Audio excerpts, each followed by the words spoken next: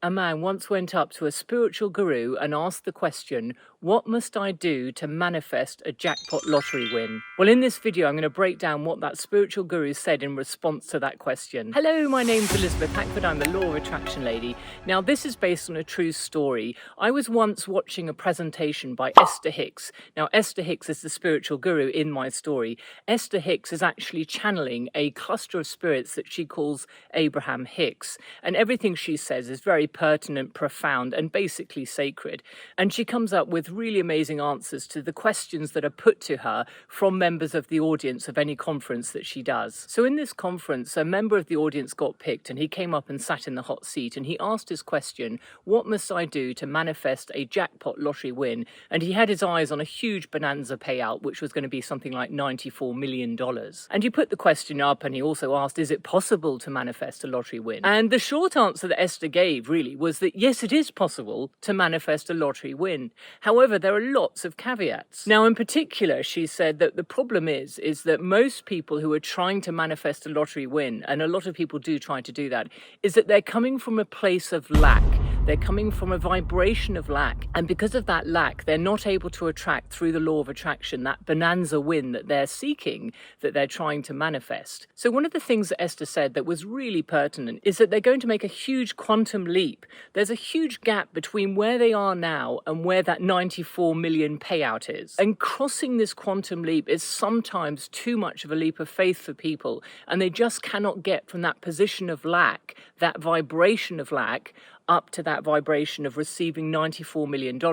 And the point that Esther makes is that if your vibration is such that you could attract a lottery win of $94 million, then you are already in a place of abundance. Your vibration is a vibration of prosperity, abundance, and wealth. And if you're in that place of prosperity, typically you won't actually care for a lottery win. You don't need that lottery win. And because you don't have that need, you're not resisting it. Because often when you're coming from a position of lack, you are emitting a kind of resistance because you're desperate for that money to come in.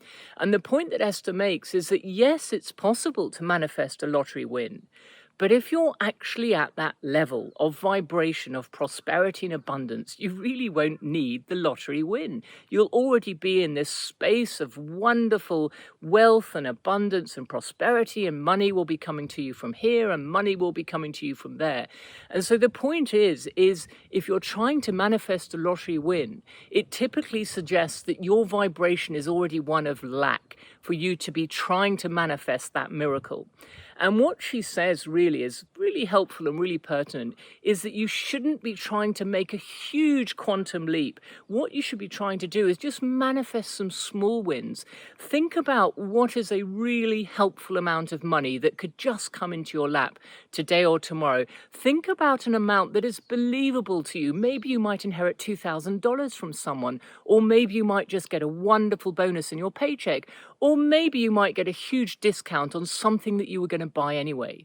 So what really Esther encourages people to do is to try to manifest a small amount of money, because it's much easier to get your vibration up to match the vibration of receiving that smaller amount of cash. And here's another point about lottery wins. The vast majority of people who do actually attract into their life somehow an amazing lottery win, the problem is that they've come from a position of scarcity and lack, and that's their natural default vibration.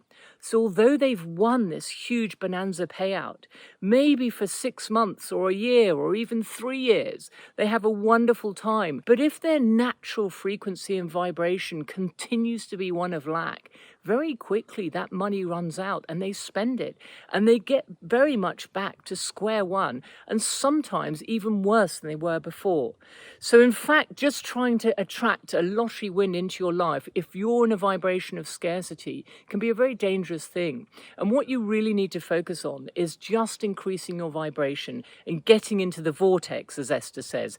Esther talks a lot about getting into the vortex and being in this flow with your imagination and the reality that you want to create, and not being sidetracked by the reality that you see in front of you. And the vortex is really that position where you're completely in the feeling of your prosperity, completely emotionally embracing and feeling energetically and vibrationally the feeling of prosperity. So if you want to manifest a lottery win, you should first ask yourself the question, am I doing that from a position of strength, from a position of abundance, or am I coming from a position of scarcity and lack? And if the case is the latter, then you need to look inside and work out how you can increase your vibration on a step-by-step basis. And the best thing you can do is try to manifest something smaller that's more believable, because at the end of the day, it's the belief. If you cannot really deep down in your subconscious believe that you're going to attract that money from the lottery, then you won't. Although you might one day say your affirmations and be highly charged and get really into the feeling